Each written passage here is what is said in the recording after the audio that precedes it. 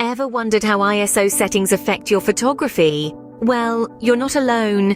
Today we are going to unravel the mystery that is ISO. ISO stands for International Organization for Standardization, and it plays a pivotal role in photography. It's the standard that measures the sensitivity of your camera's image sensor. Now you may ask, what does that mean? Simply put, a lower ISO value, like 100 or 200, means your camera's sensor is less sensitive to light. Conversely, a higher ISO, like 800, 1600 or even higher, amplifies the sensitivity of your camera's sensor to light.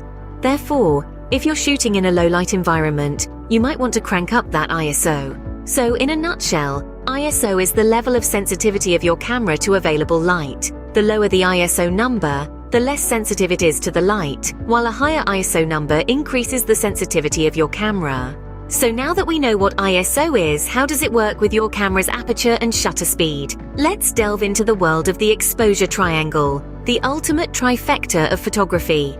This trio contains three elements: ISO, aperture, and shutter speed. Each plays a vital role in achieving correct exposure in your photographs. Think of it as a balancing act. Imagine you're on a seesaw.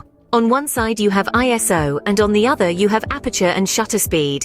They need to work in harmony to keep your photographic seesaw level. Let's talk about a higher ISO.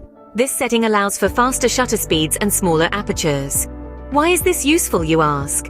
Imagine you're in a darker environment, like a candlelit room or a sunset beach. In these conditions, a higher ISO can be your best friend, letting you capture those beautiful moments without blurring or underexposure. But like most things in life, this comes with a trade-off.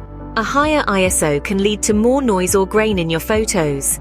Picture this. You've taken a fantastic shot of a starry night sky, but when you look closer, there's a grainy texture overlaying the stars. That's the result of a high ISO. So the question is, how do you strike a balance? Well, it's a bit of a juggling act. You have to consider your lighting conditions and what you want to achieve in your photograph. For instance, if you're shooting a fast-paced sports event in broad daylight, you might want to opt for a lower ISO, a larger aperture, and a faster shutter speed. This will give you crisp, clear action shots without the risk of noise. On the other hand, if you're trying to capture a serene landscape at dusk, you might need a higher ISO, a smaller aperture, and a slower shutter speed. This will give you a well-exposed photograph, even in low light, but you might have to accept a little grain. Remember, it's all about balance. The right ISO setting depends on the lighting conditions and what you want to achieve in your photograph. Let's dive into some practical examples of how ISO settings can affect the quality of your photos. Imagine you're capturing the tranquility of a dimly lit room. In such a low-light situation without a flash, you'd want to increase your ISO.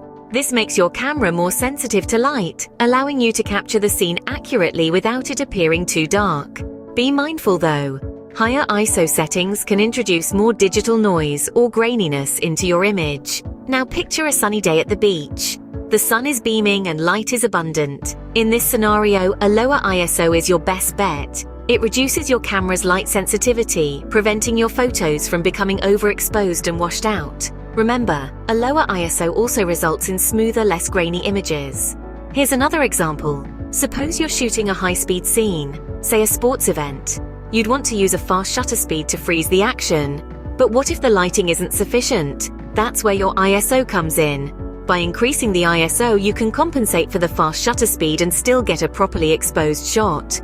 The key takeaway is this: ISO is not a one-size-fits-all setting. It's a tool in your photography arsenal that you constantly need to adjust, depending on your lighting conditions and desired effect. As you can see, adjusting ISO to match your lighting conditions can dramatically improve your photographs. So, we've covered quite a bit about ISO today.